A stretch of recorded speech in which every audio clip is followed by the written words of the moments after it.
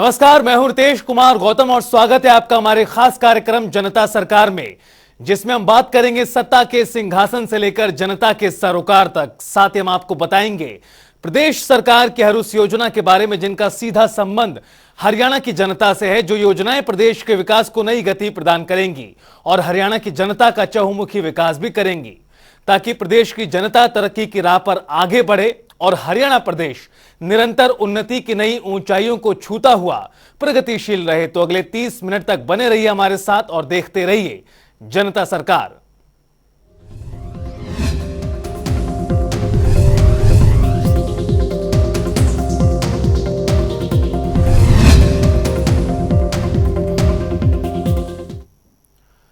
हरियाणा को विकसित राज्य के रूप में स्थापित करने की दिशा में मुख्यमंत्री मनोहर लाल निरंतर अपने कदम बढ़ा रहे हैं, जिसको लेकर बुधवार को मुख्यमंत्री मनोहर लाल के द्वारा हाई पावर परचेज कमेटी की बैठक की गई, जिसके बाद मुख्यमंत्री मनोहर लाल ने प्रेस वार्ता को संबोधित किया। उन्होंने बताया कि बैठक में कुल 26 एजेंडे रखे गए थे, जिसमें से 18 एजेंडों को मंजूरी प्रदान कर दी गई। देखिए रिपोर्ट। हरियाणा और हरियाणा वासियों के उत्थान के लिए निरंतर काम कर रहे मुख्यमंत्री मनोहर लाल के कुशल मार्गदर्शन में हरियाणा प्रदेश विकसित राज्य के रूप में स्थापित होने की दिशा में तेजी से आगे बढ़ रहा है। अंतिम पंक्ति में खड़े अंतिम व्यक्ति को सरकार की महत्वपूर्ण योजनाओं का लाभ मिल सके, इसी कड़ी में बुधवार को हरियाणा के मुख्यमंत्री मनोहर लाल की अध्यक्षता में हाई पावर परचेज कमेटी की बैठक हुई, जिसके बाद मुख्यमंत्री मनोहर लाल ने प्रेस वार्ता को संबोधित कर बैठक की जानकारी दी। मुख्यमंत्री ने बताया कि उच्च अधिकारी प्राप्त क्रय समिति, एचपीपीसी और विभाग उच्च अधिकारी प्राप्त क्रय समिति, डीएचपीपीसी और high power works purchase committee की बैठक हुई, जिसमें लगभग 275 करोड़ रुपए की खरीद और कॉन्ट्रैक्ट को मंजूरी दी गई।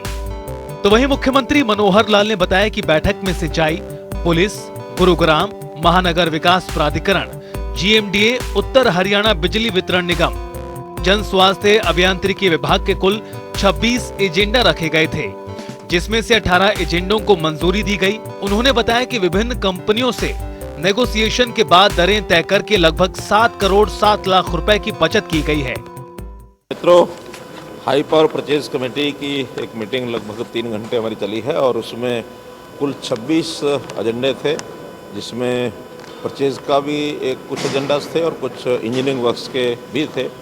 ऐसे कुल मिलाकर उसमें से 8 एजेंडे तो अभी डेफर किए गए हैं, 2 उसमें कैंसिल हैं और 6 डेफर हैं किन्हीं कारणों से, और 18 जो आज क्लियर हुए हैं उसके अंदर कुल मिलाकर 275 करोड़ रुपए का जो इस प्रकार के सारे जो कॉन्ट्रैक्ट्स थे या परचेज के जो ऑर्डर्स थे वो प्लेस किए गए हैं, जिसमें नेगोशिएशन के माध्यम से 7 करोड़ 7 लाख रुपए की आज ये बचत हुई है। ऐसे कुल मिलाकर के, और मोटे रूप से उसमें इरिगेशन के लगभग 6, 3, 9, 2, 11 तो केवल इरिगेशन के ही थे और इसके अलावा पावर डिपार्टमेंट के थे। साथ ही मुख्यमंत्री ने बताया कि बैठक में पशु बीमा के लिए भी इंश्योरेंस कंपनी के साथ रेट कॉन्ट्रैक्ट करने के प्रस्ताव को मंजूरी दी गई। उन्होंने कहा कि हरियाणा सरकार की ओर से किसानों के लिए चलाई जा रही पशु बीमा योजना कारगर सिद्ध हो रही है, जिसके तहत किसानों को 70 करोड़ रुपए का क्लेम दिया गया है। एक पशुओं का बीमा, इसका भी आज हमने कॉन्ट्रैक्ट फाइनल किया है, जो 1 साल 2 साल 3 साल के लिए लोग अपने पशु का बीमा करा सकेंगे, तो वो भी एक कंपनी के द्वारा हुआ है। और पशु बीमा योजना सारे देश भर में, हरियाणा की जो ऐसी पॉलिसी लगातार जो चल रही है, पशुओं का बीमा जो है, पिछले साल भी जो बीमा कराया गया था उसमें लगभग 70 करोड़ रुपए का क्लेम ये पशुओं के बीमे के कारण से किसानों को मिला है। तो ये एक अच्छी स्कीम हमारी चल रही है। तो वहीं मुख्यमंत्री मनोहर लाल ने प्रेस वार्ता को संबोधित करते हुए ये भी कहा कि राज्य सरकार ने टेंडर प्रक्रियाओं में पारदर्शिता लाने के लिए व्यवस्थाओं को सुव्यवस्थित किया है। जहां पहले केवल L1 पार्टी से ही नेगोशिएशन किया जाता था, हमने सिस्टम बनाया है ताकि प्रतिस्पर्धात्मक तरीके से रेट तय किए जा सके। कुल मिलाकर के आखिर पारदर्शिता आनी चाहिए और एक प्रक्रिया भी उसकी अच्छी होनी चाहिए, क्योंकि अभी तक नेगोशिएशन का सिस्टम जो है बहुत कोई अच्छा टू दी मार्क नहीं था और कई बार तो L1 से एक ही आदमी को बुला करके उसी से नेगोशिएशन करते थे। लेकिन नेगोशिएशन का एक नियम है कि जब तक कंपटीशन में दूसरी पार्टी नहीं हो तब तक नेगोशिएशन का कोई अर्थ नहीं है। तो हमने उसमें कम से कम 2 पार्टी होना अनिवार्य कर दिया है, या जिनका 5% के रेंज के अंदर जो होंगे तो मिनिमम 5 यानी जो L5 तक L1, L2, L3, L4, L5 उनको बुलाएंगे। 5% की सब पार्टियां जो आएंगी, अगर 5 से नीचे केवल एक ही है जो L1 है तो L2 जिस भी रेट का किसी भी अंतर का होगा उसको भी बुलाएंगे। तो ऐसा ही निर्णय भी किया है ताकि सब लोग जो मार्केट रेट है उसके हिसाब से नेगोशिएशन की जा सके। इसके साथ ही बैठक में गृह विभाग के अतिरिक्त मुख्य सचिव TVSN प्रसाद, पशुपालन एवं डेयरी विभाग के अतिरिक्त मुख्य सचिव अंकुर गुप्ता, परिवहन मंत्री मूलचंद शर्मा, ऊर्जा मंत्री रणजीत सिंह सहित कई अन्य अधिकारी भी मौजूद रहे।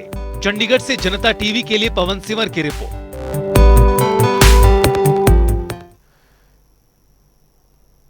कई सारी चुनौतियों को पार करते हुए हरियाणा मुख्यमंत्री मनोहर लाल के नेतृत्व में विकास के पथ पर आगे बढ़ रहा है। मुख्यमंत्री की मनोहर नीतियों और योजनाओं का हरियाणा के नागरिकों को लाभ मिल रहा है और इस कड़ी में बुधवार को मुख्यमंत्री मनोहर लाल की अध्यक्षता में high power works purchase committee की बैठक हुई। देखिए रिपोर्ट। हरियाणा की मनोहर सरकार की नीतियों के चलते हरियाणा का कोना कोना विकास की राह पर अग्रसर हो रहा है। मुख्यमंत्री मनोहर लाल का मुख्य उद्देश्य है कि प्रदेश के नागरिकों की भलाई हो सके और प्रदेश के गरीब और जरूरतमंद लोग समृद्धि की ओर आगे बढ़ सके, जिसको लेकर बुधवार को high power works purchase committee की बैठक हुई। इस बैठक को मुख्यमंत्री मनोहर लाल की अध्यक्षता में किया गया। इस बैठक में मुख्यमंत्री ने कहा कि पशु बीमा योजना किसानों के लिए कारगर सिद्ध हो रही है। चलिए ग्राफिक्स के जरिए समझते हैं कि बैठक में किन किन एजेंडों को मंजूरी प्रदान की गई। 26 एजेंडों में से 18 को मिली मंजूरी, 6 एजेंडे डेफर और 2 रद्द किए गए। कुल 275 करोड़ रुपए की खरीद को मिली मंजूरी। सरकार को कुल 7 करोड़ से ज्यादा की हुई बचत। सिंचाई विभाग के 11 एजेंडों को मिली मंजूरी। पशु बीमा से जुड़े प्रस्ताव को भी मिली मंजूरी। पिछले साल 70 करोड़ का क्लेम किसानों को मिला।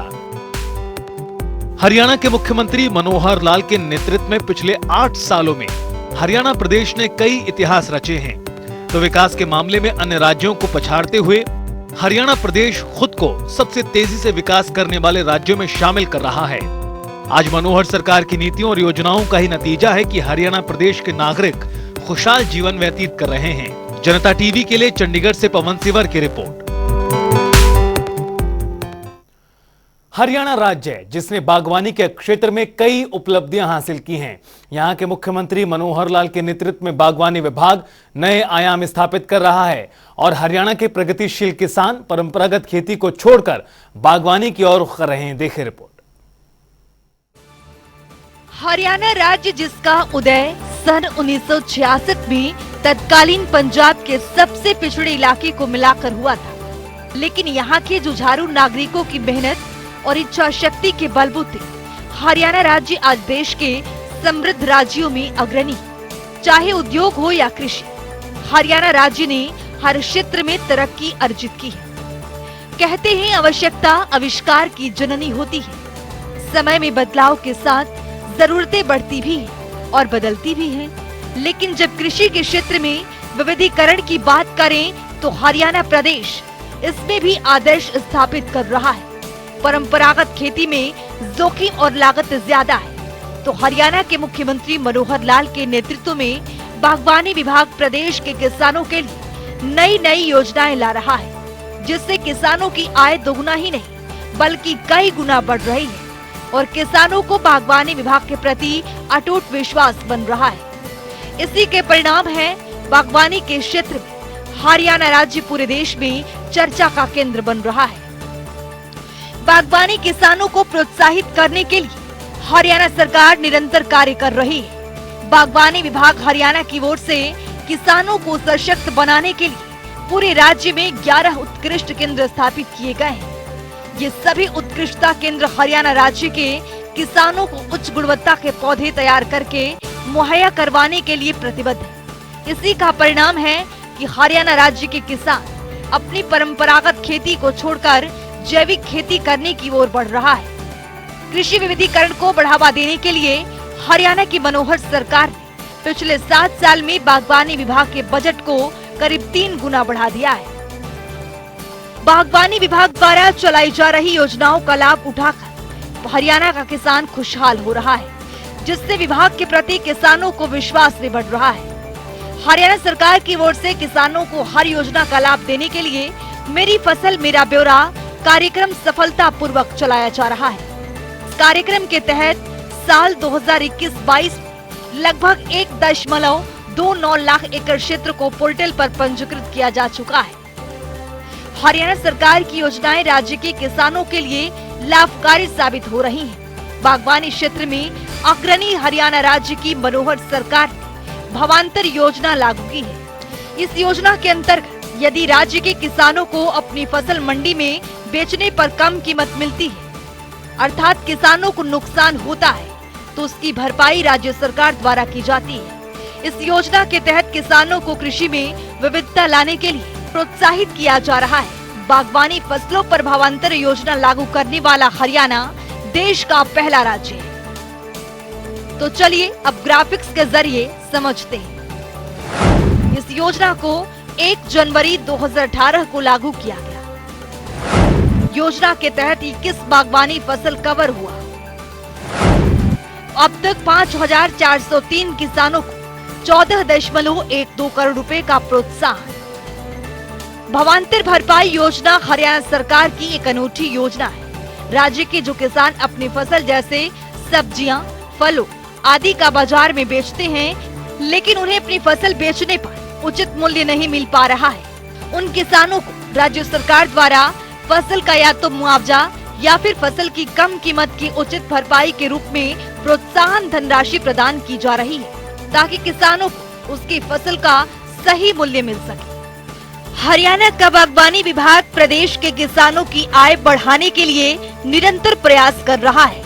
बागवानी किसानों की फसल को मौसम की अनिश्चितता जैसे प्राकृतिक आपदा, फसल में बीमारी लगने, असामान्य बारिश, तूफान, सूखा पड़ना आदि के कारण होने वाले नुकसान की भरपाई के लिए हरियाणा बागवानी विभाग की ओर से मुख्यमंत्री बागवानी बीमा योजना चलाई जा रही है। इस योजना के अंतर्गत कुल 21 सब्जियां, फल और मसालों की फसल को कवर किया गया है।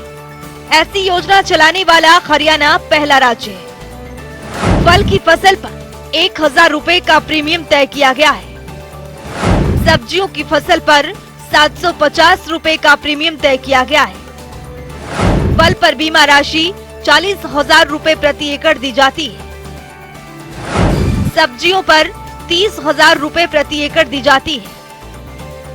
बीमा दावों का निपटान करने के लिए बागवानी विभाग की ओर से एक सर्वे भी किया जाता है, जिसके अंतर्गत फसल नुकसान की 4 श्रेणियां 25%, 50%, 75% और 100% में विभाजित की गई है। मुख्यमंत्री बागवानी बीमा योजना में कुल 21 बागवानी फसलों को शामिल किया गया है। बेल वाली बागवानी फसल में मक्खी के नियंत्रण के लिए हरियाणा की मनोहर सरकार फल मक्खी परियोजना चला रही है और फसलों को रोगों से बचा रही है। किसानों को खुशहाल करने के लिए हरियाणा सरकार लगातार प्रगति की ओर अग्रसर है। राज्य सरकार ने फलों, सब्जियों, मिट्टी और पानी में कीटनाशक अवशेष सामग्री की प्रवृत्ति के लिए कीटनाशक अवशेष प्रयोगशालाएं भी स्थापित की जा रही हैं। हरियाणा की मनोहर सरकार ने सिरसा और करनाल में अनूठी कीटनाशक अवशेष प्रयोगशालाएं स्थापित की है। वर्ष 2021-22 के दौरान बागवानी उत्पाद मिट्टी और पानी के कुल 2,916 नमूनों का विश्लेषण किया जा चुका है। प्रयोगशालाओं में की गई जांच में उत्पाद के लिए 5.8% नमूनों में कीटनाशक का अवशेष स्तर अधिकतम अवशेष स्तर से ज्यादा पाया गया है। ब्यूरो रिपोर्ट, जनता टीवी।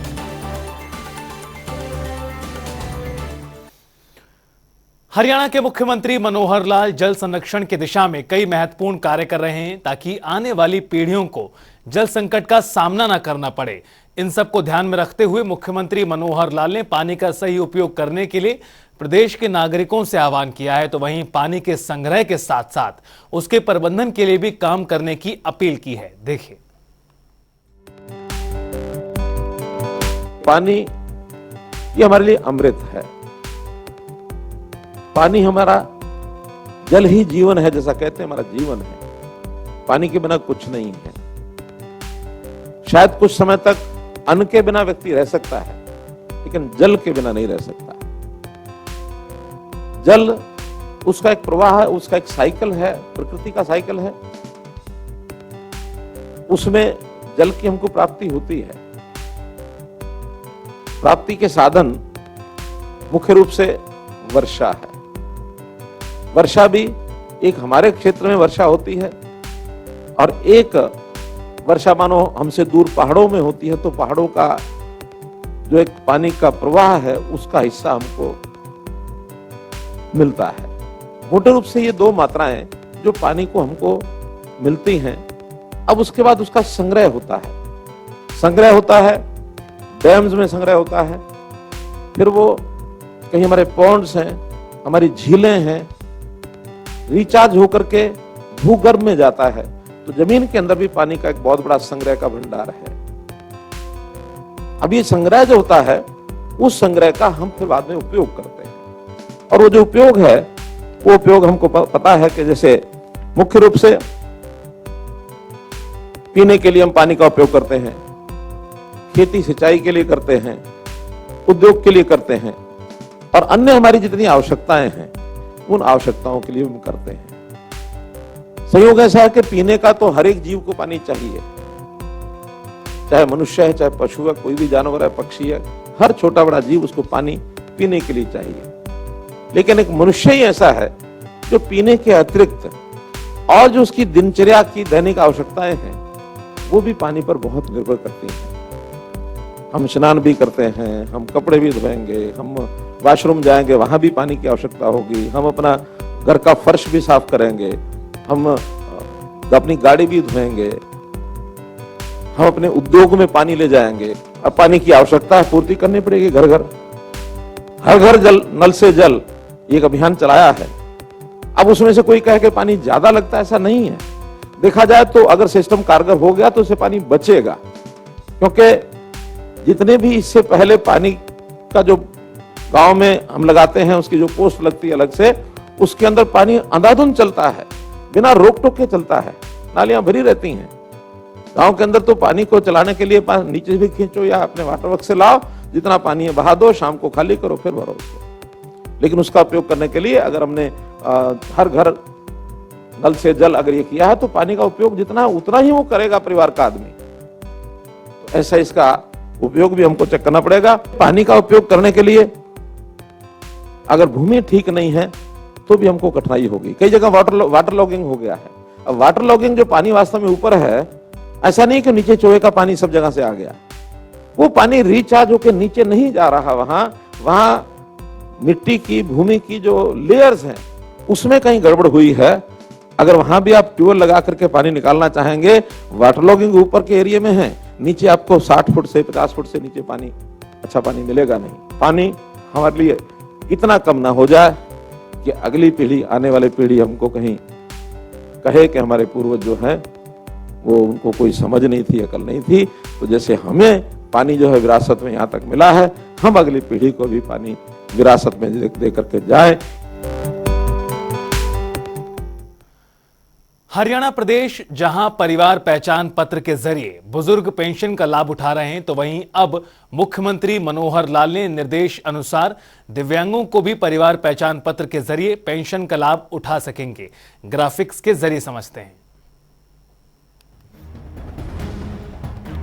सत्यापित दिव्यांगों का डाटा पीपीपी पर अपलोड होगा। 60% से अधिक दिव्यांगता होने पर जिलाधिकारी पेंशन शुरू करने हेतु स्वयं फैसला लेंगे। सहमति देने के उपरांत खुद ब खुद शुरू हो जाएगी पेंशन। तो क्या है ये योजना, वो आपको बता रहे हैं। दरअसल परिवार पहचान पत्र पर सबसे पहले डाटा अपलोड होगा। 60% से अधिक दिव्यांग होने पर जिलाधिकारी खुद फैसला लेंगे और सहमति देने के उपरांत खुद ब खुद पेंशन जो है वो शुरू हो जाएगी दिव्यांगों की। और चलिए अब जान लेते हैं आज के सवाल का विजेता है कौन।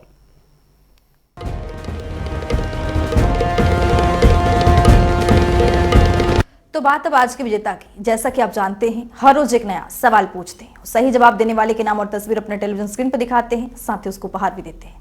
तो चलिए अब जान लेते हैं कि कल का हमारा सवाल क्या था और कौन है इसका विजेता। कल का हमारा सवाल था, सरचार्ज माफी योजना कब शुरू की गई थी? इसका सही जवाब है ए, 31 अगस्त 2022। ढेरों जवाब आए, लेकिन आज के हमारे विजेता हैं करनाल से अतुल मेहरा। अतुल, आपको बहुत बहुत बधाई। तो फिर पूछेंगे आज का सवाल, देखते रहिए जनता टीवी।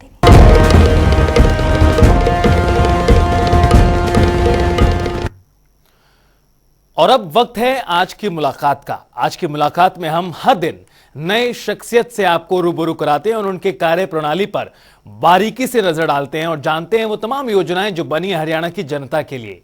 तो ऐसी ही शख्सियत से जनता टीवी ने खास बातचीत की और इनका नाम है डॉक्टर विद्यासागर बंसल, जो कि सिरसा से उपनिदेशक के पद पर काबिज हैं। सुनिए।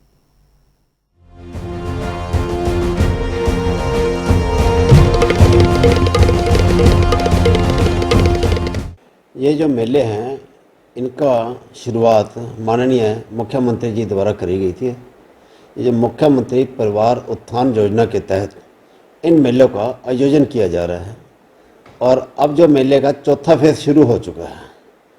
और इन मेलों में प्राय देखा गया है कि जो अधिकतर प्रार्थी हैं वो पशुपालन विभाग की स्कीमों का ही चयन करते हैं।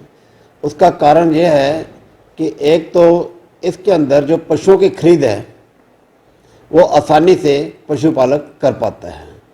दूसरा, उसको इसके लिए जो बेसिक ज्ञान चाहिए वो प्रार्थी को पहले ही इन चीज़ों का ज्ञान होता है, क्योंकि वो ग्रामीण परिवेश से आए होते हैं या शहरी परिवेश से आए होते हैं। उन्होंने देखा होता है कि गाय, भैंस या भेड़, बकरी के लिए किन किन चीज़ों की आवश्यकता है, उनकी सेवा कैसे करनी होती है, उनको कहाँ से लेकर आएंगे और उनके जो दूध वगैरह को कहाँ बेचा जाएगा। इसलिए उनको इन चीज़ों की दिक्कत नहीं आती।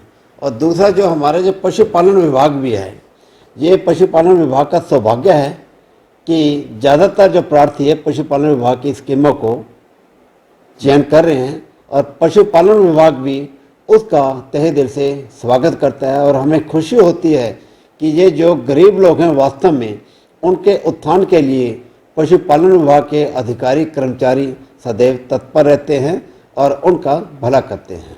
अभी तक जो पशुपालन विभाग के पास जितनी भी स्वीकृतियाँ बैंक से प्राप्त हुई है, उनमें से 1910 प्रार्थियों के पशुओं की खरीद पशुपालन विभाग के माध्यम से करवाई जा चुकी है। और उनमें से जो 1261 प्रार्थी है उनको अनुदान का लाभ पशुपालन विभाग से दिया जा चुका है। जो अभी तक कुल अनुदान दिया गया है वो 5,23,87,575 रुपये का है। और जितना भी जो अनुदान दिया गया है ये सीधा प्रार्थी के जो लोन अकाउंट में है उसमें दिया जाता है। इसके लिए प्रार्थी को किसी भी तरह के कोई कार्यालय के चक्कर नहीं काटने पड़ते, ना ही प्रार्थी को किसी तरह की सिफारिश करनी पड़ती है। हम तो उनके डॉक्यूमेंट जैसे भी पूरे होते हैं संबंधित कार्यालय द्वारा उसका अनुदान उसके खाते में डाल दिया जाता है। जैसा कि आपने बताया कि तख्तमल के 2 प्रार्थी हैं, इस स्कीम से बहुत खुश है। इससे ये दर्शाता है कि पशुपालन विभाग वास्तव में इन मुख्यमंत्री की इस महत्वाकांक्षी योजना को अमली जामा पहनाने में अपना भरसक प्रयत्न कर रहा है।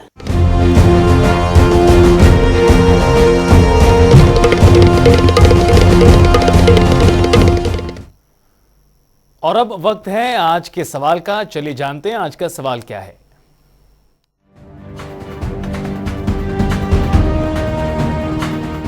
हर रोज की तरह हाजिर हूं आज का सवाल लेकर। जैसा कि आप जानते हैं, हर रोज एक नया सवाल पूछते हैं, सही जवाब देने वाले के नाम और तस्वीर अपने टेलीविजन स्क्रीन पर दिखाते हैं, साथ ही उसको उपहार भी देते हैं।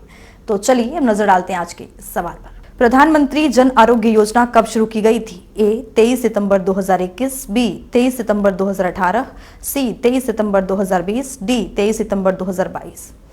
तो दीजिए सही जवाब और बनिए विजेता।